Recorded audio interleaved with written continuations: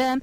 We're also streaming from that SuperTalk Mississippi app and your local SuperTalk Mississippi radio station. But don't forget to watch us, which you can do that on your computer or your mobile device. Just head on over to SuperTalk TV. And of course, 'tis the season, but we want to make sure that we keep the reason for the season front and center. So joining us today is Ben Sticker and Steve Parten with PineLake Church to talk about their Christmas Eve services. Y'all are so worried about getting your names right. Then I've screwed up where y'all come from. But welcome back, guys. It's good to be here. Glad to be here. It's one of y'all's busier seasons, maybe, or is Christmas as busy as Easter is for you guys at PineLake? Listen, they're both pretty close. Both of them are a lot of fun and a lot of people. A lot of people. So this is the one thing where, Easter you have your service, you have the one holiday, where Christmas, man, it is really a season, right? It kicks off for some November the 1st. For others, it kicks off after Thanksgiving. But it is a season full of tradition. It's a season full of families coming together. And sometimes in this Western world that we live in, we can over-commercialize it and we can lose the sight of the season. That's so right. Hopefully our local churches are doing a good job of being those beacons to get us back into why this season is so important. So, Steve, I'm going to start with you. Sure. From y'all's perspective, I mean, I know it's a weighted question, but why is this season so important? Well, I think, all right, example, Monday night, we lead, my wife and I lead a newly married small group. They're babies about to get married or just got married. And so we were going to do the Santa game and have fun and Christmas party. But we stopped to read Luke 2. And I got to the part where it said, and this message will bring you great joy, the joy of a Savior. And so we just paused there and thought, hey, what happened years ago didn't just bring joy for those shepherds. It has changed our lives even now. Because no matter what we face on earth, no matter what we go through, there is hope because God loved us enough to send his very own son. I have 3 sons, and even in their worst moments, I wouldn't give them up, But you wouldn't say that out loud anyway. That's right. But God did. And so it just became real Monday night in our living room that there is joy today, no matter what we face, because of the hope we have in Christ Jesus. And that message never gets old, and it never becomes irrelevant. And two, I think it's just the fulfillment of so many promises that the birth sort of gives us to. I think sometimes we overlook a bit for someone who may have been, grew up in the church or, you spent your whole life sort of hearing the Christmas story, or you can sort of get jaded to what it truly means and what the significance of it all is. I know you're a dad of 4. I know some of them aren't nearly old enough yet to really sort of grasp it. But this season, I mean, what does it mean for you and your family? How do you guys kind of keep, the reason for the season in front and center? I tell you, Rebecca, that's right. We have 4 kids. They're all 8 and under. And so we try our best each and every day to have some sort of spiritual emphasis to our day, wrapped around Christmas, certainly for the month of December. But we're normal, too. And so it's been really cool to watch our kids lead my wife and I, where we've got an Advent devotional book on our breakfast table. And even this morning, I'm at the refrigerator fixing some water, and my son said, Dad, we've got to read our devotion. And it's been really, really cool to help them, to your point, a lot of the prophecies that have been fulfilled in the Christmas story, to read stories from the Old Testament. It's littered throughout that literally everything about Jesus' birth, from the place to the star to who followed the star, that kind of stuff, they come true in the Old Testament. And so there are sweet moments that we have. Those moments may only be 4.5 minutes because then it's time to go to school, but it's been sweet to see those moments where specifically my older kids, their eyes kind of light up and think, oh, I've read that before. I read that in Sunday school back in March or another time of the year. And so Christmas is not just a month of December, and that's kind of what my kids have kind of been seeing, but it is certainly what our focus is right now. I think as you get older, too, you start to see that you were in the Christmas story in different capacities. Now, none of us are ever Jesus. That's right. Yeah. Right? But if you sort of look through it from either it's the first time you heard the good news, you are the shepherds, or you are those that sort of see it and get excited and sort of follow. For me this year, it was seeing Mary in a completely different perspective. So those who listen to Good Things know that we had a surprise blessing about, well, now she's 5. EJ, who just wasn't necessary, unexpected blessing is how I've always referred to her. Wouldn't trade her for the world. But this year she got to play Mary in her Christmas program there at church, and it was overwhelmed me with all the feels because I was, in air quotes, a Mary at one point, got an unexpected, blessing, right? Obviously not the same story as Mary. Mary had already had a kid. But I did not handle it well as Mary does sort of in the Bible. And so it walked me until later on. And so I really went through and sort of watching my unexpected blessing, then sit there and be the Mary in the story of an unexpected blessing, and sort of putting myself into what that meant for them during that time and how they handled it, and how good things can come from God's timing and God's plan versus your own. Maybe I don't think EJ's going to grow up to be the next coming, or anything like that. But she's definitely served a place in my life for my faith and our family. And I people can see that. Maybe it's not a literal baby for you, but we all get these unexpected turns in our life, and how you deal with those also sort of matters. And you can see that in the Christmas story. That's right. I love that. I see that's kind of how God works, and of course I believe in those kind of things certainly with my whole life based on what I do professionally. But yeah, I'm the same way, Rebecca. I find things in the Christmas story as I read it, and every year I try to find something else specifically. Typically, it's characteristically with one of the characters in it, and I go, man, that is me this year. And it's funny how God has used that constantly. Over and over and over again. And you talk about, Steve, that it's a story of hope. I think you share that all the time, which is so needed. But it's a hope also sort of in a dark time. I mean, if you think about Mary and Joseph, it wasn't really environmentally just a happy-go-lucky time. Not everybody was kind of in on it. That's right. So they had to sort of protect their hope. Yeah. For those that are, maybe getting the news that doesn't seem like hope right now, I mean, what can Christmas mean for them? Yeah, I love that question. And if you think about Mary and Joseph, throughout what God called them to do, he appeared to them in various ways to remind them, this is from me, and no matter what you experience on earth, I am with you. And would you trust me all along the way and simply be obedient? And Rebecca and Ben, I think that's true for us as well, that the Christmas story reminds us that God doesn't always do the conventional.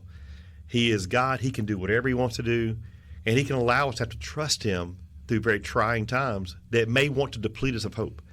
And when I think about the most growth-oriented times in my life, they've been the hardest. Mm-hmm. And hard times press us in desperation to find hope somewhere, some way. So I think at Christmas, it is hard for people. A lot of us, like myself, we've lost a loved one in the last couple of months. Where's hope? Maybe the finances aren't where you want them to be. Maybe your marriage is not where you want it to be. Where's hope? Well, I think the Christmas story reminds us that God sees us. He appears to us in different ways to remind us, I see you, I love you, and there's hope. Just keep trusting, keep believing, and keep obeying. And I think that's one of the beautiful purposes the church can fulfill this season, is to realize that Christmas for everybody is not always joyful, glad tidings of joy, and it's not always the family around the tree unwrapping gifts. It's very hard for people, and I think that's where we have to, as believers and as a church, hey, there's hope no matter what. I think that's so important, too, to remember, because like you said, I think some of the bitterness that can come with this holiday season is that commercially, and just even us, even at churches, I mean, we can make it sound like this is the happiest season of all, and it's all about, smiles and hugs and all of that, but really there's a lot of folks who are finding themselves, and that's who he came for, right? He didn't come for the well, he came for the sick. And I think we can all go through those different seasons, but recognize the hope that came even out of really tough circumstances for those who brought him in, because it wasn't easy for Mary and Joseph, or for those who traveled so far to find him. And even though it looks cute when we do the little the things and have all the programs, we forget they were real people who had to wrestle with some real pivots. That's right. To steal from Friends. Pivot! Which I think we can all sort of recognize. And this is a time, too, where the church doors are usually more open than they're not. I know they're open every Sunday, right? Mm-hmm. But this is also a time, too, where more families are traveling, so you may get more people willing to go to specific services. And so how are you guys preparing for the influx of folks who may be coming for your Christmas Christmas Eve services. That's right. Hey, we would always tell you that there is an opportunity on Sunday. It's funny, Christmas Eve is so doggone close, but Sunday's coming before on the 22nd. And so at our campuses, it's 8, 9:30, and 11. Let's just hang on to that so people can grab a pen and paper if they want to. We've got more with Ben and Steve with PineLake coming up next.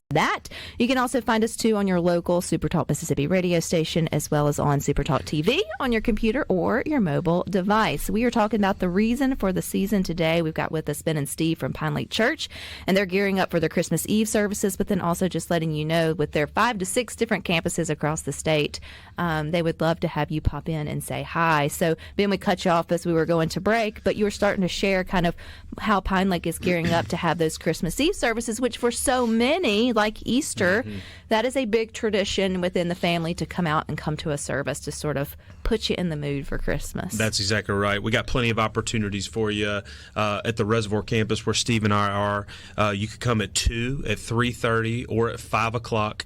And we were in a meeting earlier today. I think there's like 4 different venues on our campus alone that you can come to. So if you can't find a seat, that's a you problem. You can find one of us. We'll get you a seat in there. We got you. But at our Madison and our Clinton campus here in the metro area, it's 2, 3:30, and 5 o'clock as well. Up in Oxford, it's 3:30 and 5 o'clock. And then in Starkville, it's a 3:30. And then our 6th campus is that online campus. When COVID hit, everybody got them on online campus. And so that's 2, 3:30, and 5 that you can log in with us. Right. But hey, we want you to be at church on Christmas Eve. It's an incredible time where you can get together with your family. Maybe you're not close to one of our campuses. Call our office. We'll find you a church wherever you are in the state of Mississippi, because it's fun to gather with the body to go hear what I would call the greatest story ever told. Right. And it's a different service. You have your Easter services, which are sort of one sort of thing, and your Christmas Eve services are usually, it sets a tone. It's a kind of a different thing. So, Steve, if someone's wondering, like, well, what kind of service is that? Is it a lot of singing? Is it a lot of candle lighting? Is it the actual, like, sharing of the story? How does PineLake kind of do it? I love it. First of all, it is a safe place to come to. I mean, everybody that comes is going to feel comfortable, and they're going to feel like they're with family and they belong. But it is a joyful, very hopeful-filled service. We are bringing back candles for the first time in about a decade. Real ones. It didn't go well about a decade ago. But did y'all lose a campus? Well, we didn't put guards on the candles. Oh, yeah, that's a terrible idea. Every seat had wax. But we're ready this year. That's right. That's right. We'll have child care for children up to 2 years old, and then everybody they don't need a candle. That's right, they don't. But we even have neon glow sticks for the little ones. So everybody gets something. But listen, it's going to be a message of hope and joy. We'll share the Christmas story. There will be communion, and we also will have carols by candlelight, and it's going to be awesome. If you've never been to a service where there is actual, even if it's the faux candles, I know some churches have moved away from the actual fire hazard, but either way, it's a magical experience to be standing up and just sort of, because usually most churches also decorate for Christmas. You've got the Christmas lights and then that, and it just kind of recenters you for what's actually supposed to transpire or what did transpire the next day. I feel like you need it like November the 1st to kind of like, sort of bring it down, because this season can be some of the busiest. It can be some of the most, overwhelming. And I believe, that's part of the whole process of keeping us distracted. That's right. And so just being able to refocus. Y'all do it big on Christmas Eve, but you guys are there for the community day in and day out, the other 364 days. So, Steve, how does PineLake connect to the community that doesn't walk through the doors? That's right. Well, first of all, we love our community. We love our state, and we believe God's called us to bring hope to the entire state. But also in very practical ways, like a lot of families in Mississippi are hungry and may not always have access to food. And we have one of our most beautiful ministries. It's called our Care Center. At all 5 campuses, there's a care center where anybody, anytime, can say, I just need help. And they will, with love and also confidentiality, they will get food that they need for their family. And they can sit down with anybody and just be loved on, be heard, prayed for. And it's one of the most beautiful things. So if anybody listening needs food, reach out to a PineLake campus. We're here for you, can help you. But also, we believe in being sent, and so our church is encouraged to find community through small groups, and they meet throughout the entire state. And it's just ways where we want to be where the people are and have our homes opened up to others to find meaningful relationships. And so we really do try to live, Yes, on Sundays we come to worship, but we believe the gospel and our walk with Christ should be expressed Monday through Saturday too. You know, Ben, one of the best ways to get new people to experience church or to come back to church is simply asking. But I feel like that it's art, number one, and it's been lost from the divide that you find between church and state, no pun intended, or just, the chaos that is. You don't want to impose on someone else's whatever, but that needs to happen more in the next year is having the courage to invite folks to church or to come visit wherever you go. I mean, PineLake's an option, but there are plenty of great churches across the state. How do you encourage people to take that step of courage to maybe ask a coworker or a friend or somebody to church in the coming year? Yeah, nobody's going to say yes if you don't ask them. So true story. Nobody's asking you if they can come to church. That's with exactly right. And so, usually, if you're nervous to ask that question, what I always tell folks to do specifically, and I work with a lot of teenagers in my context of what I do, is would you ask them if you knew that you had something that they needed and that their life would be better immensely? We believe that practically. I believe that the knowledge that we're going to get on December 24th at our services could make your life better specifically. Right. I'm not saying perfect. It will be one day. But the news I've got that's going to be there is going to make your life better. Why would I hold that back from you? And I think when you put that into perspective of people is that I really hold some of the best news, not some of the best news in the world. Why wouldn't I share that with somebody? And then you get opportunities to build confidence with others. If there's somebody that's just really, really nervous, find somebody that's kind of like-minded like you in your community. We're better together in numbers. I'm a better person when I'm with Steve. He's not just a pastor in my life. He's a friend. Sure. We're better together because we do life together every single morning working out, all three of us.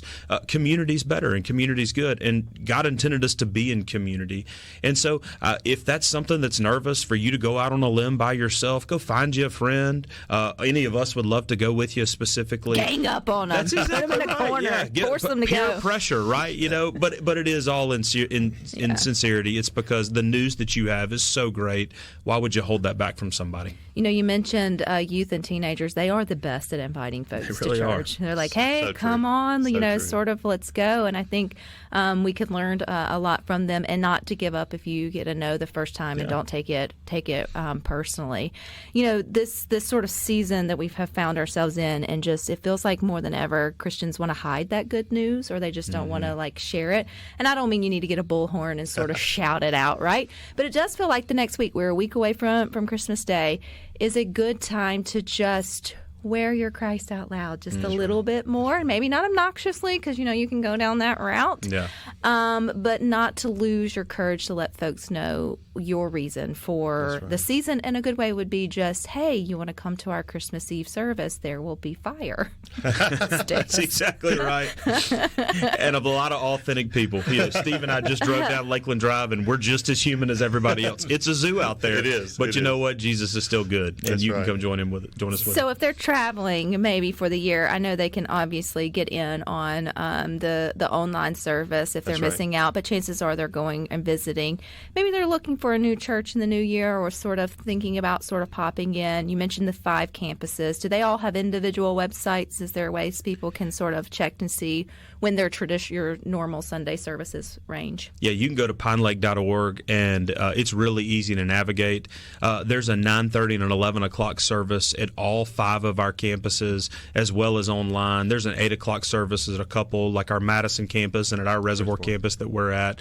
But you can go to the website, PineLake.org. You can call the church office. It's the same number, and we'd be happy to get you as much information that you need at any of our campuses. That's right. Steve, favorite Christmas carol? Oh, mercy. Am I allowed to say on the radio Steve hates Christmas music? No, you said it. You did. I'll confess that 2 years in a row to be in it. But let me explain. So no Mariah Carey in your car? No, that's different. I love Mariah Carey. What?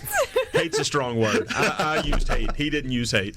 No, to be fair, most of my life, Christmas carols were reserved just obviously for Christmas.